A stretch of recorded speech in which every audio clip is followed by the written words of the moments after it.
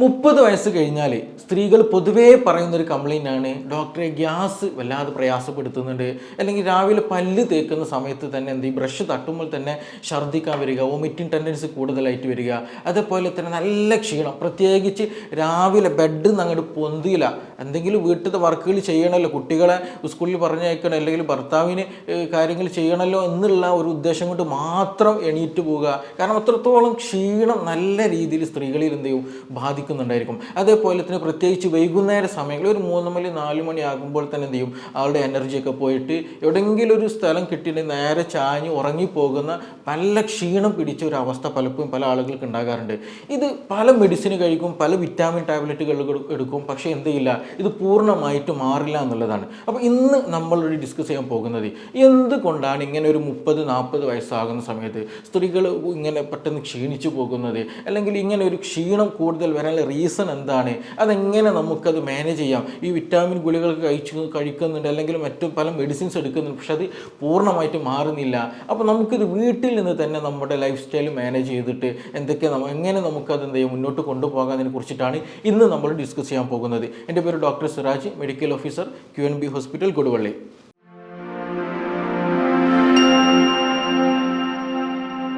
അപ്പോൾ ഈ പറയുന്ന ക്ഷീണം, അതായത് പ്രത്യേകിച്ച് രാവിലെ എന്ത് ചെയ്യില്ല, ബെഡ് നിങ്ങട്ട് എണീറ്റ് വരാൻ തോന്നില്ല എന്നുള്ളതാണ്. നല്ല ക്ഷീണം ഉണ്ടായിരിക്കും. അതുമാത്രമല്ല കൈകാലുകളിൽ നല്ല വേദന ഉണ്ടായിരിക്കും. നമ്മൾ ഷോൾഡർ പെയിൻ വേദന, അതേപോലെ തന്നെ ഹീൽ പെയിൻ നല്ല വേദന, നമ്മുടെ ഉപ്പുറ്റിയിൽ വേദന നല്ലോണം വരിക, അതേപോലെ ബാക്കിൽ ഊരവേദന നന്നായിട്ട് വരും, ചില നാട്ടിൽ തണ്ടല വേദന എന്നൊക്കെ പറയും, ബാക്ക് പെയിൻ കൂടുതലായിട്ട് വരിക, അതേപോലെ തന്നെ നല്ല വോമിറ്റിംഗ് ടെൻഡൻസി വരിക, ഛർദ്ദിക്കാൻ വരിക, ചില സമയത്ത് നല്ല ക്ഷീണം, തല ചുറ്റുന്ന പോലെയൊക്കെ അവസ്ഥ വരിക.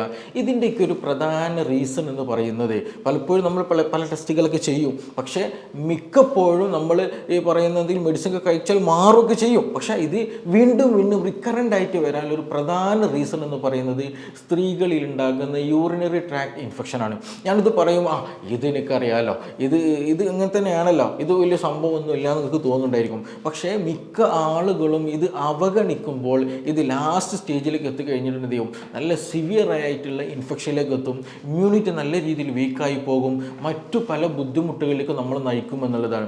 പലരും ഇതെന്തെയില്ല, മൈൻഡാക്കില്ല, അല്ലെങ്കിൽ ഡോക്ടർ എനിക്കത് ഇടയ്ക്കിടയ്ക്ക് വന്നു പോകുന്ന സംഗതിയാണ്, അല്ലെങ്കിൽ എനിക്കത് പ്രശ്നമില്ല, വെള്ളം കുടിച്ചാൽ മാറുന്ന സംഗതിയാണ്, അങ്ങനെ ഒരു നെഗ്ലക്റ്റിംഗ് ടെൻഡൻസി പലപ്പോഴും കാണാറുണ്ട് എന്നുള്ളതാണ്. പക്ഷേ നമ്മൾ ഇതിൽ നിന്ന് മനസ്സിലാക്കേണ്ടത് UTI എന്ന് പറയുന്നത് നമ്മുടെ ശരീരത്തിൽ അഡിക്കേറ്റഡ് ആയിട്ട് എപ്പോഴും ഇൻഫെക്ഷൻ വരുന്നുണ്ടെങ്കിൽ അതിനർത്ഥം നമ്മുടെ ഇമ്മ്യൂണിറ്റി കുറവാണ്, നമുക്ക് പെട്ടെന്ന് എന്തെങ്കിലും ഇൻഫെക്ഷനൊക്കെ വന്നു കഴിഞ്ഞാൽ പെട്ടെന്ന് ബാധിക്കാനുള്ള സാധ്യത വളരെ കൂടുതലാണ് എന്നുള്ളത് കൂടെ നമ്മൾ നിർബന്ധമായിട്ട് മനസ്സിലാക്കണം. നമ്മുടെ ഇമ്മ്യൂണിറ്റി കൂട്ടാൻ, അല്ലെങ്കിൽ രോഗപ്രതിരോധ ശേഷി കൂട്ടുന്നതിന് വേണ്ടിയിട്ടുള്ള കാര്യങ്ങൾ നിർബന്ധമായിട്ട് ചെയ്യണം എന്നുള്ളതാണ്. അപ്പോൾ ഈ പറഞ്ഞ UTI ഉള്ള ആളുകൾക്ക്, ചില ആളുകൾക്ക് നല്ല തലവേദന വരും, നല്ല ഛർദ്ദിക്കാൻ വരും, അതേപോലെ തന്നെ ഇനി പനിയായിട്ട് പ്രത്യേകിച്ച് കൂടുതലുണ്ടാവില്ല, അത് നമ്മൾ പ്രത്യേകം ശ്രദ്ധിക്കേണ്ട. എക്സ്റ്റേണലി അല്ലെങ്കിൽ പുറമെ നമുക്ക് തൊട്ട് നോക്കുമ്പോൾ ചൂടോ അങ്ങനെയൊന്നും ഉണ്ടാവില്ല, ആളെ കാണുന്ന സമയത്ത് നല്ലൊരു ക്ഷീണം തോന്നും, എവിടെയെങ്കിലൊക്കെ എപ്പോഴും കൂടുതൽ ഇങ്ങനെ ചുരുണ്ട് കൂടി കിടക്കാൻ തോന്നും എന്നൊക്കെ തോന്നും. പക്ഷേ രാത്രി സമയത്ത് ഇങ്ങനെയുള്ള ആളുകൾക്ക് എന്ത് ചെയ്യും, ഫാൻ കിട്ടണമെങ്കിൽ നല്ല കുളിര് ഫീൽ ചെയ്യും എന്നുള്ളതാണ്. ഫാൻ കിട്ടണമെങ്കിൽ പെട്ടെന്ന് എന്ത് ചെയ്യും മൂടിപ്പോച്ച് കിടക്കാൻ തോന്നുക, അല്ലെങ്കിൽ ഫാൻ ഇടുമ്പോൾ തന്നെ എന്ത് ചെയ്യും പെട്ടെന്ന് ഓഫാക്കണം എന്നുള്ളൊരു ടെൻഡൻസി ആ ആളുകൾക്ക് ഉണ്ടാകും എന്നുള്ളതാണ്. എസ്പെഷ്യലി രാത്രി സമയത്ത് ഫീവറുള്ള ആളുകൾക്ക്, ഇൻറ്റേർണൽ ഫീവറുള്ള ആളുകൾക്ക് ഇങ്ങനെ ഒരു ടെൻഡൻസി കൂടെ ഉണ്ടാകും എന്നുള്ളതാണ്. അപ്പോൾ UTI ഉണ്ടാകുന്ന യൂറിനറി ട്രാക്ട് ഇൻഫെക്ഷൻ ഉള്ള ആളുകൾക്ക് എന്ത് ചെയ്യും, രാത്രി സമയത്ത് ഫാൻ കിട്ടുന്ന സമയത്ത് നല്ല കുളിര് പോലെ പെട്ടെന്ന് എന്ത് ചെയ്യും തണുക്കുന്ന പോലെയൊക്കെ ഫീൽ ചെയ്യും. അതേപോലെ ചില ആളുകൾക്ക് എന്ത് സംഭവിക്കാറുണ്ട്, വായ കഴിക്കുന്ന ഒരു കയ്പ്പ് രസം, ഒരു രുചി കിട്ടാറുണ്ട് എന്നുള്ളതാണ്. അപ്പോൾ നമ്മൾ മനസ്സിലാക്കേണ്ടത് സംതിങ് എന്തോ ഒരു പ്രശ്നമുണ്ട്, സംതിങ് ഫിഷി, എന്തോ ഒരു പ്രശ്നം ഉണ്ട് എന്നുള്ളത് എന്ത് ചെയ്യണം, നമ്മൾ തീർച്ചയായിട്ടും മനസ്സിലാക്കണം എന്നുള്ളതാണ്. അപ്പോൾ അതിന് ഈ പറഞ്ഞ പോലെ കുളിര് വരാം, ചില ആളുകൾക്ക് വായിൽ കയ്പ്പ് വരാം, ചില ആളുകൾ നല്ല രീതിയിൽ ബാക്ക് പെയിൻ വരും എന്നുള്ളതാണ്, ഊരവേദന വരിക എന്നുള്ളത്. അപ്പോൾ ചിലപ്പോൾ എന്തെങ്കിലും നമ്മളത് തെറ്റിദ്ധരിച്ചിട്ട് എന്തെങ്കിലും ഡിസ്കിന് പ്രശ്നമായിട്ട് ചില ആളുകൾ തെറ്റിദ്ധരിക്കാറുണ്ട്, അതല്ലെങ്കിൽ കോൺസ്റ്റിപ്പേഷൻ റിലേറ്റഡ് ആയിട്ട് എന്തെങ്കിലും പ്രശ്നമായിട്ട് തെറ്റിദ്ധരിക്കാറുണ്ട്. ഇനി അതിൽ വേറെ എന്തെങ്കിലും വീണത് പ്രകാരം അല്ലെങ്കിൽ ഇനി ഒന്നുമല്ല എന്നുണ്ടെങ്കിൽ പീരീഡ്സ് സംബന്ധമായിട്ടുള്ള പ്രശ്നങ്ങളായിരിക്കും എന്നുള്ള രീതിയിൽ അതെന്ത് ചെയ്യും പരിഗണിക്കാതെ മാറ്റി വെക്കുന്ന പല ആളുകളും ഉണ്ട് എന്നുള്ളതാണ്. പക്ഷേ മിക്ക ആളുകൾക്കും ഒരു 60-70% ആളുകൾ വരുമ്പോൾ അവർക്ക് UTI കേസുകളിൽ പൊതുവെ എന്തുണ്ടാകാറുണ്ട്, ഈ പറയുന്ന ബാക്ക് പെയിൻ ഉണ്ടാകാറുണ്ട് എന്നുള്ളതാണ്. അപ്പോൾ നല്ല വെള്ളം കുടിക്കുന്ന സമയത്ത് എന്ത് ചെയ്യും, ഈ വേദന മാറും എന്നുള്ളതാണ് ഇതിൻ്റെ മറ്റൊരു പ്രത്യേകത എന്നുള്ളത്. അപ്പോൾ ഈ പറഞ്ഞതുപോലെ ചില ആളുകൾക്ക് എന്ത് ചെയ്യും, ഈ പറഞ്ഞതുപോലെ ബാക്ക് പെയിൻ ഉണ്ടായിരിക്കും. ഇനി മറ്റു ചില ആളുകൾക്ക് എന്ത് ചെയ്യും, ശരീരം മുഴുക്കെ വേദന ഉണ്ടായിരിക്കും, നല്ല ക്ഷീണം ഉണ്ടായിരിക്കും, കൂടുതൽ നടന്നാൽ വേദന, മസിൽ നല്ലോണം രീതി കോച്ചി പിടിക്കുക, അതുപോലെ തന്നെ ഒരു ഭാഗത്ത് നിന്ന് ഇരുന്ന് എണീക്കുമ്പോൾ പൊന്തി കിട്ടില്ല, കൈകാലുകൾക്ക് വേദന വരിക, കഴുത്ത് വേദന വരിക, കൈക്കൊക്കെ തരിപ്പ് അനുഭവപ്പെടുക, ഇങ്ങനെയൊക്കെയുള്ള പല അവസ്ഥകൾ, അങ്ങനെ ബോഡി മുഴുവനായിട്ട് കൈകാലുകൾക്കിടയിൽ എന്ത് ചെയ്യുക, ഈ ഒരു പെയിൻഫുൾ ആയിട്ടുള്ള ഒരു കണ്ടീഷൻ വരിക, നല്ല ക്ഷീണം അല്ലെങ്കിൽ കോച്ചിപ്പിടുത്തം, ഇങ്ങനെയൊക്കെയുള്ള അസ്വസ്ഥതകൾ ഉണ്ടാകുക എന്നുള്ളതാണ് ഈ ഒരു മറ്റൊരു അടയാളമായിട്ട് നമുക്ക് പറയാനുള്ളത് എന്നുള്ളത്. അപ്പോൾ ഇത് എന്തുകൊണ്ട് ഈ സ്ത്രീകളിൽ കൂടുതലായിട്ട് വരുമെന്ന് ചോദിച്ചിട്ടുണ്ടെങ്കിൽ അതിന് ഒരുപാട് കാരണങ്ങളുണ്ട്. നമ്മളിപ്പോൾ എന്തൊക്കെ പ്രശ്നങ്ങൾ എന്ന് പറഞ്ഞല്ലോ. അപ്പോൾ ഇത് സ്ത്രീകളിൽ ഒരു 30 വയസ്സ് കഴിഞ്ഞാൽ ഇത് പൊതുവായിട്ട് ഇന്ന് കംപ്ലൈൻറ്റുകൾ വരുന്ന സംഗതികളാണ് ഇതൊക്കെ. അപ്പോൾ ഇത് വരാനുള്ളൊരു പ്രധാന റീസൺ എന്ന് പറഞ്ഞിട്ടുണ്ടെങ്കിൽ ഒന്ന് ഹൈജീനിക് ആയിരിക്കുക എന്നുള്ളത് വളരെ ഇമ്പോർട്ടൻ്റ് ആയ കാര്യം. പലപ്പോഴും പല സ്ത്രീകളും ഇന്ന് ഹൈജീനിക് ആകുന്നില്ല എന്നുള്ളത് വളരെ ഇമ്പോർട്ടൻ്റ് ആയിട്ടുള്ള കാര്യം തന്നെയാണ്. അപ്പോൾ ഡോക്ടർ ഇത് 21ാം നൂറ്റാണ്ടായല്ലോ, എല്ലാവർക്കും ഇതിനെക്കുറിച്ച് അറിയുന്നതാണല്ലോ, ഇങ്ങനെയൊക്കെ തെറ്റിദ്ധരിക്കുന്നവരുണ്ട്. പക്ഷേ നമ്മൾ ചില ആളുകൾ എന്ത് ചെയ്യും, നമ്മൾ ആ ഒരു പ്രൈവറ്റ് പാർട്ടുകളിൽ ശരിയായ രീതിയിൽ എന്തെങ്കിലും വാഷ് ചെയ്യില്ല. ഇനി അത് വാഷ് ചെയ്താൽ തന്നെ ശരിയായതിൽ ഡ്രൈനെസ് അല്ലെങ്കിൽ അവിടെ ഉണക്കാതെ ഒരു നനവ് എപ്പോഴും ഫീൽ ചെയ്ത് വെക്കുന്നുണ്ടെങ്കിൽ എന്ത് ചെയ്യും, അത് പെട്ടെന്ന് എന്ത് ചെയ്യും, ഇൻഫെക്ഷൻ ഉണ്ടാക്കാനുള്ള സാധ്യത വളരെ കൂടുതലായിട്ട് സാധ്യതകൾ ഉണ്ടാക്കുന്നുണ്ടെന്നുള്ളതാണ്. അതായത് ആ ഒരു ഭാഗത്ത് വെള്ളം നനവ് ശരിയായ രീതിയിൽ പോകുന്നില്ല. നമ്മൾ ടോയ്ലറ്റിലൊക്കെ പോയിട്ട് വാഷ് ചെയ്ത് വരുന്ന സമയത്ത് നല്ല ഡ്രൈ ആക്കിയിട്ടുള്ള ഒരു കണ്ടീഷൻ ആക്കി എടുക്കണം. ഇല്ല എന്നുണ്ടെങ്കിൽ എന്ത് സംഭവിക്കും, അവിടെ ആ ഒരു നനവും അവിടെ ഉണ്ടാകുന്ന ഒരു ഹീറ്റെല്ലാം കൂടിക്കഴിഞ്ഞിട്ട് അവിടെ പെട്ടെന്നുള്ള ഇൻഫെക്ഷനുള്ള സാധ്യത വളരെ വളരെ കൂടുതലാണ് എന്നുള്ളതാണ്. അപ്പോൾ എന്താ ചെയ്യുക, ഹൈജീനിക് ഇമ്പോർട്ടൻ്റ്. അതേപോലെ തന്നെ ഒരു ദിവസം ഇങ്ങനെ എസ്പെഷ്യലി ഇടയ്ക്കിടയ്ക്ക് ഇങ്ങനെ ഇൻഫെക്ഷനൊക്കെ വരുന്ന സമയത്ത് UTI ഉള്ള ആളുകൾ ശ്രദ്ധിക്കേണ്ടതാണ് എന്ത്, ഒരു ദിവസം എന്ത് ചെയ്യുക, ഒന്നിലധികം 2-3 ഇന്നർവെയർ എന്ത് ചെയ്യണം, മാറി ഉപയോഗിക്കാൻ പ്രത്യേകം ശ്രദ്ധിക്കുക. നല്ല വൃത്തിയുള്ള ഇന്നർവെയർ മാറ്റിയിടാൻ പ്രത്യേകം ശ്രദ്ധിക്കുക എന്നുള്ളതാണ്. ഒരു ഇന്നർ രാവിലെ ഇട്ടിട്ട് പിറ്റേ ദിവസം ഇടുന്ന വരെ 24 മണിക്കൂർ നമ്മൾ ഉപയോഗിക്കുന്ന സമയത്ത് ആ ഒരു ഭാഗത്ത് എന്ത് ചെയ്യും, ആ ഒരു കോട്ടണിലും പ്രത്യേകിച്ച് ഈ പറഞ്ഞ പോലെ അവിടെ ഒരു ഹീറ്റ് അക്യുമുലേഷൻ ഉണ്ടായിരിക്കും. പ്രത്യേകിച്ച് വിയർപ്പൊക്കെ ഉള്ള ആളുകളാണെങ്കിൽ പെട്ടെന്ന് നനവൊക്കെ വന്നിട്ട് എന്ത് ചെയ്യും, പെട്ടെന്ന് ഇൻഫെക്ഷനുള്ള സാധ്യത വളരെ കൂട്ടും എന്നുള്ളതാണ്. അപ്പോൾ അത് നിർബന്ധമായിട്ട് ശ്രദ്ധിക്കണം എന്നുള്ളതാണ്. അപ്പോൾ ഹൈജീനിക് വളരെ ഇമ്പോർട്ടൻ്റ് ആണ്. പ്രത്യേകിച്ച് ചെറിയ കുട്ടികൾ നമ്മൾ കേസുകൾ എടുക്കുകയാണെന്നുണ്ടെങ്കിൽ, പെൺകുട്ടികളുടെ കേസുകൾ എടുക്കുകയാണെന്നുണ്ടെങ്കിൽ അവരും എന്ത് ചെയ്യും, സ്കൂളിലൊക്കെ പോകുന്ന സമയത്ത് അല്ലെങ്കിൽ കോളേജിലൊക്കെ പോകുന്ന സമയത്ത് അവരും ഇത് പലപ്പോഴും ഹൈജീനിക്കിൽ വലിയ രീതിയിൽ കോൺസെൻട്രേഷൻ കൊടുക്കാറില്ല എന്നുള്ളതാണ്. അപ്പോൾ അങ്ങനെ വന്നു കഴിഞ്ഞാൽ അങ്ങനെയുള്ള ആളുകൾക്ക് ഈ പറഞ്ഞതുപോലെ UTI-നുള്ള സാധ്യത, മൂത്രത്തിൽ ഇൻഫെക്ഷനുള്ള സാധ്യത വളരെ കൂടുതലാണെന്നുള്ളത് നമ്മൾ മനസ്സിലാക്കണം. രണ്ടാമത് വലിയൊരു ഫാക്ടർ ഞാൻ നേരത്തെ പറഞ്ഞു, 30 വയസ്സിന് ശേഷം ഇതിങ്ങനെ കൂടാനുള്ള പ്രധാന കാരണം എന്ന് വെച്ചിട്ടുണ്ടെങ്കിൽ ഡയബറ്റിക് ആണ്, ഷുഗർ വരുന്നു എന്നുള്ളതാണ് മിക്ക ആളുകളുടെയും പ്രയാസം എന്നുള്ളത്.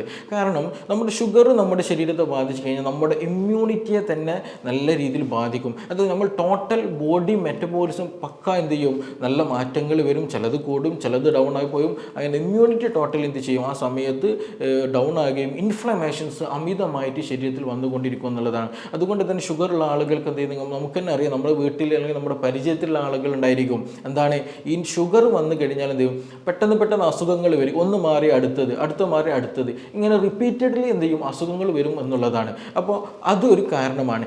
രണ്ടാമത്തത്, ഷുഗർ വന്നു കഴിഞ്ഞാൽ നമ്മൾ പൊതുവെ എന്ത് ചെയ്യും, നമുക്കറിയാം മൂത്രം കൂടുതലായിട്ട് നമ്മൾ ഒഴിക്കും എന്നുള്ളതാണ്. മൂത്രം രാത്രി സമയത്ത് പലപ്പോഴും പല ആളുകൾക്ക് ഉറക്കം പോലും നഷ്ടപ്പെടും. എന്ത് ഷുഗർ ഉണ്ടെങ്കിൽ മൂത്രം കൂടുതലായിട്ട് ഒഴിച്ചിട്ട് എന്ത് ചെയ്യും, ഉറക്കം നഷ്ടപ്പെടും. അപ്പോൾ പല ആളുകൾ എന്ത് ചെയ്യും, നമ്മൾ വിരുന്നിന് പോകുന്ന സമയത്ത്, പുറത്ത് പോകുന്ന സമയത്ത്, അല്ലെങ്കിൽ ഉറങ്ങാൻ പോകുന്ന സമയത്തൊക്കെ മനസ്സിലാക്കിയിട്ട് എന്ത് ചെയ്യും, വെള്ളം കൂടി നല്ല രീതിയിൽ കട്ട് ചെയ്യുന്നുള്ളതാണ്. ശരീരത്തിന് വേണ്ട വെള്ളം ശരിയായ രീതിയിൽ കുടിക്കാതിരിക്കുമ്പോൾ സ്വാഭാവികമായിട്ടും എന്ത് സംഭവിക്കും, ഈ പറഞ്ഞതുപോലെ മൂത്രത്തിൽ ഇൻഫെക്ഷൻ വരുന്നുള്ള. അപ്പോൾ ഷുഗർ കാരണമായിട്ട് 2 രീതിയിൽ ഇത് ബാധിക്കുന്നുണ്ട്. ഒന്ന്, നമ്മുടെ ഇമ്മ്യൂണിറ്റി ഡൗൺ ആയി കഴിയുമ്പോൾ പെട്ടെന്ന് ഇൻഫെക്ഷൻ ബാധിക്കും. 2, ഷുഗർ കൂടിക്കഴിഞ്ഞാൽ സ്വാഭാവികമായിട്ടും മിക്ക ആളുകൾ വെള്ളം കൂടി കുറക്കും. അങ്ങനെ കുറച്ച് കഴിഞ്ഞാൽ ഈ പറഞ്ഞതുപോലെ UTI വരും എന്നുള്ളതാണ്. ഇനി മറ്റൊരു കാരണം എന്താണെന്ന് ചോദിക്കുകയാണെങ്കിൽ മൂത്രം പിടിച്ച് വെക്കുന്ന ടെൻഡൻസി പല ആളുകൾക്കുണ്ട്. എസ്പെഷ്യലി നമ്മളൊരു പ്രൊഫഷണൽ വർക്ക് സൈഡിലെ ടീച്ചേഴ്സ്, എല്ലാ ടീച്ചേഴ്സിനും പറയല്ല കേട്ടോ, എന്തെങ്കിലും ഒഫീഷ്യലി നമ്മൾ എന്താ പറയുക കൂടുതലായിട്ട് ഒരു വർക്കിൽ എൻഗേജ്ഡ് ആയിരിക്കുന്ന സമയത്ത് എന്താ ചെയ്യുക, ഇത് കഴിഞ്ഞിട്ടേ പോവുകയുള്ളൂ. ഇപ്പോൾ എസ്പെഷ്യലി കുട്ടികളൊക്കെ ആണെന്നുണ്ടെങ്കിൽ സ്കൂളിൽ പോകുന്ന സമയത്ത് ചില ടീച്ചേഴ്സ് സ്കൂളിൽ നിന്ന് എന്ത് ചെയ്യും മൂത്രിക്കാൻ വിടാത്ത കണ്ടീഷനിൽ ടീച്ചേഴ്സിന് പേടിച്ചിട്ട് അല്ലെങ്കിൽ ബാത്റൂമിൽ പോകാൻ മടിച്ചിട്ട് എന്ത് ചെയ്യും, ഈ പറഞ്ഞതുപോലെ വെള്ളം കുടിക്കുകയില്ല. ഇനി മൂത്രം ഒഴിക്കാൻ വന്നാൽ തന്നെ എന്ത് ചെയ്യും, മൂത്രം ഒഴിക്കില്ല, പിടിച്ചു വെക്കുന്ന ടെൻഡൻസി ഉണ്ടാകാറുണ്ട്. അതും ഈ പറഞ്ഞതുപോലെ നമ്മുടെ UTI ഉണ്ടാക്കാനുള്ള സാധ്യത കൂട്ടുന്നതാണ്. അതുപോലെ അത് ബ്ലാഡറിനെയും നമ്മുടെ കിഡ്നിയെയും അത് സാരമായി ബാധിക്കും എന്നുള്ളത് തന്നെ നമ്മൾ മനസ്സിലാക്കേണ്ടത്. അപ്പോൾ എപ്പോഴാണ് മൂത്രം ഒഴിക്കാനുള്ള ടെൻഡൻസി ഉണ്ടാകുന്നത് അപ്പോൾ തന്നെ അത് മൂത്രം ഒഴിച്ച് അല്ലെങ്കിൽ അത് എന്ത് ചെയ്യുക, ക്ലിയർ ചെയ്യേണ്ടതാണ്. ഇല്ല എന്നുണ്ടെങ്കിൽ UTIക്കുള്ള സാധ്യത വളരെ വളരെ കൂടുതലാണ് എന്നുള്ളതാണ്. ഇനി മറ്റൊരു കാരണം എന്താണ് ചോദിക്കുകയെന്നുണ്ടെങ്കിൽ സ്റ്റോൺ ഉള്ള ആളുകൾക്ക്, മൂത്രത്തിൽ കല്ല് ഉള്ള ആളുകൾക്ക് ഈ പറഞ്ഞതുപോലെ എന്ത് സംഭവിക്കും, മൂത്രത്തിൽ ഇടയ്ക്കിടയ്ക്ക് ഇങ്ങനെ ഇൻഫെക്ഷൻ ഉണ്ടാകും എന്നുള്ളതാണ്. നമുക്കറിയാം മൂത്രത്തിൽ കല്ല് നിന്ന് മറ്റൊരു വശം തന്നെയാണ്, അല്ലെങ്കിൽ മറ്റൊരു അസുഖം തന്നെയാണ്. അപ്പോൾ ഈ മൂത്രത്തിൽ കല്ല് വരുന്ന പ്രശ്നം ചെയ്യുകയാണെന്നുണ്ടെങ്കിലും എന്താണ്, വെള്ളം കൂടി കുറഞ്ഞാലാണ് ഈ കല്ലും വരുന്നത്.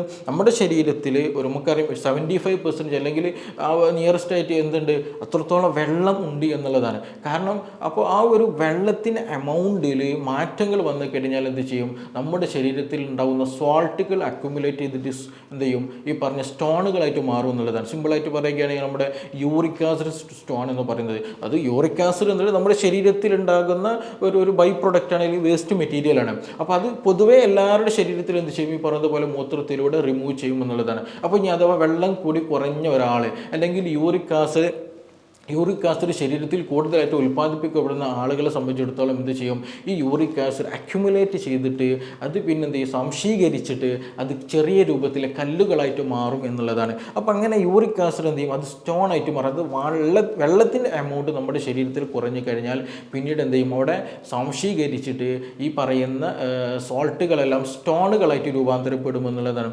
അപ്പോൾ ഈ മൂത്രത്തിൽ കല്ലുള്ള ആളുകളൊക്കെ ഇപ്പോൾ ടെസ്റ്റുകളൊക്കെ ചെയ്യുന്ന സമയത്ത് ചിലപ്പോൾ ഡോക്ടർ പറയും, ബ്ലാഡറിലൊരു സ്റ്റോൺ ഉണ്ട്, അല്ലെങ്കിൽ ചെറിയ സ്റ്റോണാണ്, ചിലപ്പോൾ അത് മൂത്രമൊഴിച്ചാലൊക്കെ പോകും, കുഴപ്പമൊന്നുമില്ല, മെഡിസിൻ കഴിച്ചാലും മതി, ശ്രദ്ധിക്കണം, ഇങ്ങനെ കാര്യങ്ങളൊക്കെ പറയും. അതല്ലെങ്കിൽ ഇനി കിഡ്നിയിൽ സ്റ്റോൺ ഉണ്ട്, അല്ലെങ്കിൽ യുറീറ്ററിൽ സ്റ്റോൺ ഉണ്ടെന്നൊക്കെ എന്ത് ചെയ്യും, ഡോക്ടേഴ്സ് പ്രത്യേകം പറയും. പക്ഷേ ഇതെന്ത് ചെയ്യും, ശരിയായ രീതിയിൽ വെള്ളം കുടിക്കുകയില്ല, അല്ലെങ്കിൽ ശരിയായ രീതിയിൽ ട്രീറ്റ്മെൻറ്റ് എടുക്കാതിരുന്ന് കഴിഞ്ഞിട്ടുണ്ടെങ്കിൽ ഈ പറഞ്ഞതുപോലെ എന്ത് സംഭവിക്കും, ഇടയ്ക്കിടയ്ക്ക് മൂത്രം ഒന്ന് കുറയുക, നല്ല പെയിൻഫുള്ളായ കണ്ടീഷൻ വരിക, ഛർദ്ദിക്കാൻ വരുന്ന അവസ്ഥ വരിക, നല്ല രീതിയിൽ എന്ത് ചെയ്യും, ബാക്ക് പെയിൻ അല്ലെങ്കിൽ ഒരു ആൻറ്റീരിയർ തൈ ഒരു മുൻഭാഗത്ത് നല്ല വേദന വരിക, ഇങ്ങനെയുള്ള പല ബുദ്ധിമുട്ടുകളുണ്ടാകും. കൂടെ ഈ പറഞ്ഞിട്ടുള്ള UTI എന്നുള്ള കണ്ടീഷൻ ഉണ്ടാകും എന്നുള്ളതാണ്. അപ്പോൾ ഇങ്ങനെ ഈ മൂത്രത്തിൽ കല്ല് വരുന്ന ആളുകൾക്ക് ഈ പറഞ്ഞതുപോലെ എന്ത് ചെയ്യും, മൂത്രത്തിൽ ഇൻഫെക്ഷൻ വരാനുള്ള സാധ്യത വളരെ വളരെ കൂടുതലാണെന്നുള്ളതാണ്. അപ്പോൾ ഇങ്ങനെ ക്ഷീണമുണ്ട് ഡോക്ടറെ, അല്ലെങ്കിൽ ഞാനിപ്പോൾ ഇങ്ങനെ ഗ്യാസിന് മെഡിസിൻ കുടിക്കുന്നുണ്ട്, അല്ലെങ്കിൽ വൈറ്റമിൻ ടാബ്ലറ്റ്സ് കഴിക്കുന്നുണ്ട്, മറ്റു പ്രശ്നങ്ങളൊക്കെ മറ്റു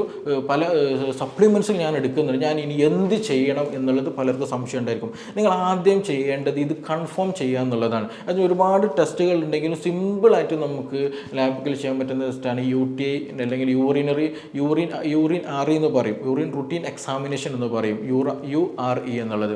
അപ്പോൾ മൂത്രം ടെസ്റ്റ് ചെയ്താൽ തന്നെ നമുക്ക് ലാബ് റിപ്പോർട്ട് കിട്ടിക്കഴിഞ്ഞാൽ അതിൽ മനസ്സിലാക്കാൻ കഴിയും. ചിലതൊക്കെ എന്ത് ചെയ്യും, നല്ല യൂറിനിൽ ആൽബുമിൻ പ്രസൻ്റ് ആയിരിക്കും, നല്ല ക്രോണിക് കണ്ടീഷനിലാണെന്നുണ്ടെങ്കിൽ ആൽബുമിൻ പ്രസൻറ്റഡ് ആയിരിക്കും, ഒരു ക്ലൗഡി നാച്ചുറൽ ആയിരിക്കും, നല്ല ഫ്രീ ആയിട്ടുള്ള അല്ലെങ്കിൽ എന്താ പറയുക ഒരു പെയിൽ യെല്ലോ കളർ നോർമൽ യൂറിൻ്റെ കളറായിരിക്കും, നല്ല ഒരു കഞ്ഞിവെള്ളം പോലെയൊക്കെയുള്ള രീതിയിലൊക്കെ എന്ത് ചെയ്യും, കളർ മാറാറുണ്ട്. അത് എത്രയും സിവിയർ ആയിട്ട് വരുന്ന സമയത്താണ് അങ്ങനെയുള്ള ഒരു അപ്പിയറൻസ് പലപ്പോഴും കാണുക എന്നുള്ളത്. അതുപോലെ ആൽബുമിൻ പ്രസൻ്റ് ആയിരിക്കുക, അതുപോലെ ചില ആളുകൾ ഷുഗറുള്ള ആളുകളിൽ ഷുഗർ പ്രസൻ്റ് ആയിരിക്കും, അങ്ങനെയുള്ള പലതും കാണും. ചില ആളുകൾക്ക് കൂടിക്കഴിഞ്ഞാൽ RBC രക്തത്തിൻ്റെ എന്ത് ചെയ്യുക, ചുവന്ന രക്താണുക്കളൊക്കെ എന്ത് ചെയ്യും, ഈ പറഞ്ഞിട്ടുള്ള യൂറിനിൽ ഉണ്ടാകുമെന്നുള്ളതാണ്. അങ്ങനെ അതേപോലെ പസൽസുകൾ കൂടുതലായിട്ടിരിക്കും, ചിലപ്പോൾ ബാക്ടീരിയകൾ കൂടുതലായിട്ട് കാണാൻ കഴിയുമെന്നുള്ളതാണ്. ഇനി ചില ആളുകൾക്ക് ബാക്ടീരിയ ഉണ്ടാകണം എന്നില്ല, അതിൻ്റെ സ്റ്റാർട്ടിങ്ങിലൊക്കെ ആണെന്നുണ്ടെങ്കിൽ ഈ പറഞ്ഞതുപോലെ പസൽസ് കൂടുതലായിരിക്കും, RBC ചിലപ്പോൾ പ്രസൻ്റ് ആയിരിക്കും, ആൽബുമിൻ പ്രസൻ്റ് ഒക്കെ ആയിരിക്കാനുള്ള സാധ്യത വളരെ കൂടുതലാണ്. പക്ഷേ ചിലപ്പോൾ ബാക്ടീരിയ ഉണ്ടാവുകയും ചെയ്യുള്ളൂ. അപ്പോൾ ഇങ്ങനെയുള്ള കൂടുതൽ ബാക്ടീരിയ ഒക്കെ ഉണ്ടെന്നുണ്ടെങ്കിൽ തീർച്ചയായിട്ടും കൾച്ചർ ചെയ്തിട്ട് എന്ത് ചെയ്യണം, നമുക്ക് സ്പെസിഫിക് ആയിട്ടുള്ള ആൻറ്റിബയോട്ടിക് എടുത്തുകൾ അതിനുള്ള കോഴ്സ് നമ്മൾ സ്റ്റാർട്ട് ചെയ്തിട്ട് കൃത്യമായിട്ട് എന്ത് ചെയ്യണം, നമ്മളത് മെഡിസിൻ കഴിച്ച് മാറ്റുക തന്നെ വേണം. ഇല്ല എന്നുണ്ടെങ്കിൽ അത് നമുക്ക് നമ്മുടെ ശരീരത്തെ ബാധിക്കും. അത് പിന്നീട് സിസ്റ്റൈറ്റിസ് പോലെയുള്ള മറ്റു പല അവയവങ്ങളെയും ഇൻഫെക്ഷൻ ബാധിക്കുന്ന തരത്തിലേക്ക് മാറും എന്നുള്ളതാണ്. അപ്പോൾ എന്ത് ചെയ്യുക, ഇങ്ങനെയുള്ള ബുദ്ധിമുട്ടുള്ള ആളുകൾ, ഞാൻ ഈ പറഞ്ഞ പ്രശ്നങ്ങളും ബുദ്ധിമുട്ടുള്ള ആളുകൾ യൂറിൻ എന്ത് ചെയ്യുക, നിർബന്ധമായിട്ടൊന്ന് ടെസ്റ്റ് ചെയ്തിട്ട് ഉണ്ടോ ഇല്ലേ എന്നുള്ളത് നിർബന്ധമായിട്ട് ഉറപ്പ് വരുത്തണം. എന്നിട്ടൊരു ഡോക്ടർ നിർദ്ദേശത്തിൽ തന്നെ എന്ത് ചെയ്യുക, ട്രീറ്റ്മെൻറ്റ് മുന്നോട്ട് പോകാൻ ശ്രദ്ധിക്കുക എന്നുള്ളതാണ്. ഇനി നമ്മളിത് ശ്രദ്ധിക്കേണ്ടത്, വീട്ടിലൊക്കെയാണെന്ന് നമ്മൾ ശ്രദ്ധിക്കേണ്ടത് വെള്ളം നല്ലോണം കുടിക്കുക എന്നുള്ളതാണ്. പ്രായം എത്രയായാലും ഒരു ആവറേജ് ഒരു അഡൾട്ടായിട്ടുള്ളൊരു മനുഷ്യൻ എന്ത് ചെയ്യണം, ഒരു 2.5 ലിറ്റർ വെള്ളമൊക്കെ ദിവസം കുടിക്കാൻ നിർബന്ധമായിട്ട് ശ്രദ്ധിക്കുക എന്നുള്ളതാണ്. ഇനി മറ്റൊന്നെന്ന് വെച്ചിട്ടുണ്ടെങ്കിൽ പ്രത്യേകിച്ച് ഈ ഫ്രൂട്ട്സ് വെജിറ്റബിൾസ് ഒക്കെ നന്നായിട്ട് കഴിക്കാൻ ശ്രദ്ധിക്കുക. പ്രത്യേകിച്ച് വാട്ടറി ആയിട്ടുള്ള കുക്കുംബർ പോലെയുള്ള, തണ്ണിമത്തം പോലെയുള്ള, മുന്തിരി പോലെയുള്ള എന്ത് ചെയ്യുക, നന്നായിട്ട് എന്ത് ചെയ്യുക, ജ്യൂസായിട്ടോ അല്ലാത്ത രൂപത്തിലോ നല്ല രീതിയിൽ വെള്ളം കുടിക്കാൻ എന്ത് ചെയ്യുക, നമ്മൾ ജ്യൂസിലൂടെയോ അല്ലാത്ത രൂപത്തിലോ നല്ല പാനീയങ്ങൾ കുടിക്കാൻ നമ്മൾ നിർബന്ധമായിട്ട് ശ്രദ്ധിക്കുക എന്നുള്ളതാണ്. അതേപോലെ തന്നെ എന്ത് ചെയ്യുക, വെള്ളത്തിൽ നമ്മൾ ഇങ്ങനെയുള്ള ഗ്യാസിൻ്റെ പ്രശ്നങ്ങൾ, ഛർദ്ദിക്കാൻ വരുന്നുണ്ട്, ഇങ്ങനെയുള്ള കോച്ചിക്ക് വരുന്ന പനിക്ക് വരുന്ന ആളുകൾക്ക് ഏറ്റവും ബെസ്റ്റ് ആയിട്ടുള്ളൊരു ഹോം റെമഡിയാണ് മല്ലി. നമ്മൾ വീട്ടിൽ കൊത്തമ്പാലി എന്നൊക്കെ പറയും ചില നാടുകളിൽ, കൊറിയാണ്ടർ എന്ന് പറയും, നമ്മൾ മല്ലിപ്പൊടി ഉണ്ടാക്കുന്ന ഉരുണ്ടിട്ടുള്ള ആ ഒരു സംഗതി. അതെന്ത് ചെയ്യുക, വെള്ളത്തിലിട്ട് നമ്മൾ ജീരകവെള്ളം ഉണ്ടാക്കുന്ന പോലെ എന്ത് ചെയ്യുക, മല്ലി തിളപ്പിച്ച് ആ വെള്ളം സ്ഥിരമായിട്ടൊരു 2 ലിറ്ററൊക്കെ നമ്മൾ ഭക്ഷണം കഴിച്ച് കഴിഞ്ഞാൽ അല്ലാതെ ദാഹിക്കുന്ന സമയത്തൊക്കെ എന്ത് ചെയ്യുക, ആ വെള്ളം നന്നായിട്ട് കുടിക്കുക. അതേപോലെ ജീരക വെള്ളം നന്നായിട്ട് കുടിക്കുക. അതേപോലെ നന്നാറിയുടെ വെള്ളം എന്ത് ചെയ്യുക, തിളപ്പിച്ചിട്ട് അത് നന്നായിട്ട് കുടിക്കാൻ ശ്രദ്ധിക്കുക. അതേപോലെ തന്നെ ഇളനീരിൻ്റെ വെള്ളമൊക്കെ എന്ത് ചെയ്യുക, നന്നായിട്ട് കുടിക്കാൻ ശ്രദ്ധിക്കുക. നമ്മളിതിൽ നിർബന്ധമായിട്ട് ഇത്രയും വെള്ളം അല്ലെങ്കിൽ ജ്യൂസ് വിഷയങ്ങൾ പറയാൻ കാരണം ഇതിൻ്റെ ഒരു ഓൾമോസ്റ്റ് വലിയൊരു ശതമാനം ഈ പറഞ്ഞിട്ടുള്ള വെള്ളം കുടിക്കാത്തത് പ്രകാരമായിട്ടുണ്ടാകുന്ന UTI ആയതുകൊണ്ടാണ്. അപ്പോൾ ഇങ്ങനെയുള്ള വാട്ടർ ഇൻടേക്ക് എന്ത് ചെയ്യണം, നമ്മൾ നിർബന്ധമായിട്ടും അഡിക്വേറ്റ് ആയിട്ട് എപ്പോഴും കഴിക്കാൻ ശ്രദ്ധിക്കുക. ഇനി ഷുഗറുള്ള ആളുകളാണെന്നുണ്ടെങ്കിൽ നിർബന്ധമായിട്ടും ഷുഗറിന് വേണ്ട ട്രീറ്റ്മെൻറ്റ് എടുക്കണം. ഡോക്ടറെ കണ്ടിട്ട് നിർദ്ദേശം സ്വീകരിച്ചിട്ട് അത് ചെയ്യാൻ ശ്രദ്ധിക്കുക. ഇനി മറ്റൊന്ന് അൺഹൈജീനിക് ആണ്, അതായത് നിങ്ങളുടെ പ്രൈവറ്റ് പാർട്ടിൽ എന്തെങ്കിലും ഇച്ചിങ് വരുന്നുണ്ട്, അവിടെ ഫംഗൽ ഇൻഫെക്ഷൻ വരുന്നുണ്ട്. അതേപോലെ തന്നെ എസ്പെഷ്യലി ചില ആളുകൾ എന്ത് ചെയ്യും, ബ്ലേഡ് വെച്ചിട്ട് ക്ലീൻ ചെയ്യുന്ന സമയത്തൊക്കെ എന്ത് ചെയ്യും, പെട്ടെന്ന് ഇൻഫെക്റ്റഡ് ആയി വരും, അവിടെ സ്കിന്ന് ഡാർക്ക് കളറായിട്ട് വരിക. അതേപോലെ ഇവിടെ എന്തെങ്കിലും ഫ്ലൂയിഡ് എന്തെങ്കിലും എപ്പോഴും ഇങ്ങനെ ഒരു ഇൻഫെക്റ്റഡ് ആയിട്ടുള്ള ഒരു ഫ്ലൂയിഡ് വരുന്നുണ്ടെന്നെങ്കിലൊക്കെ അതൊക്കെ നിർബന്ധമായിട്ടും അൺഹൈജീനിക് ആയി വരുമ്പോൾ സമയത്താണ് സംഭവിക്കാറുള്ളത്. അപ്പോൾ എപ്പോഴും നല്ല ക്ലീൻ ആയിട്ട് ഒരു എപ്പോഴും ഒരു ഹെൽത്തി ആയിട്ട് അത് കൊണ്ടു നടക്കാൻ നമ്മൾ നിർബന്ധമായിട്ട് ശ്രദ്ധിക്കണം. ഈ കാര്യങ്ങളൊക്കെ ശ്രദ്ധിച്ചാൽ തന്നെ എന്ത് ചെയ്യും, പൂർണ്ണമായിട്ട് ഈ പറയുന്ന പ്രശ്നങ്ങൾ മാറ്റിയെടുക്കാൻ കഴിയും. അപ്പോൾ നിങ്ങൾ എന്ത് ചെയ്യുക, നിങ്ങൾക്ക് ഇങ്ങനെ പ്രശ്നങ്ങളൊക്കെ ഉണ്ടെന്നുണ്ടെങ്കിൽ ഈ പറഞ്ഞ മെത്തേഡിലൂടെ നിങ്ങൾ ടെസ്റ്റുകളൊക്കെ നടത്തിയിട്ട് ഒരു ഡോക്ടറെ കണ്ടിട്ട് നിർദ്ദേശം സ്വീകരിച്ചിട്ട് മാത്രം മുന്നോട്ട് പോകുക. അല്ലാതെ നിങ്ങൾ ഒരുപാട് കാലം ഗ്യാസിന് മരുന്ന് കുടിച്ചിട്ടോ അല്ലെങ്കിൽ കുറേ കാലം വൈറ്റമിൻസിനോ അല്ലെങ്കിൽ സപ്ലിമെൻറ്റ്സ് കഴിച്ചത് കൊണ്ട് ഇത് പൂർണ്ണമായിട്ട് മാറിക്കിട്ടില്ല. ഇതിൻ്റെ സോഴ്സ് എവിടെയാണോ ഇതിൻ്റെ കാരണം എന്നുള്ളത് ഫൈൻഡ് ഔട്ട് ചെയ്തിട്ട് നിർബന്ധമായിട്ടും ആ കാരണത്തെ നമ്മൾ ട്രീറ്റ് ചെയ്യണം. ഇല്ല എന്നുണ്ടെങ്കിൽ അത് മറ്റു പല ഇൻഫെക്ഷനിലേക്കും മറ്റു പല സിസ്റ്റൈറ്റിസ് പോലെയുള്ള കണ്ടീഷനിലൊക്കെ എന്ത് ക്രോണിക് ആകുന്ന കണ്ടീഷനിലേക്ക് അത് നമ്മെ നയിക്കും എന്നുള്ളതാണ്. അപ്പോൾ ഇതുമായി ബന്ധപ്പെട്ട് എന്തെങ്കിലുമൊക്കെ സംശയങ്ങളുണ്ട്, കൂടുതൽ അറിയാൻ താല്പര്യം ഉണ്ടെങ്കിൽ താഴെ തന്നിട്ടുള്ള നമ്പറിൽ ബന്ധപ്പെടാവുന്നതാണ്. നമുക്ക് മറ്റൊരു വിഷയവുമായി ബന്ധപ്പെട്ടിട്ട് വീണ്ടും കാണാം. താങ്ക്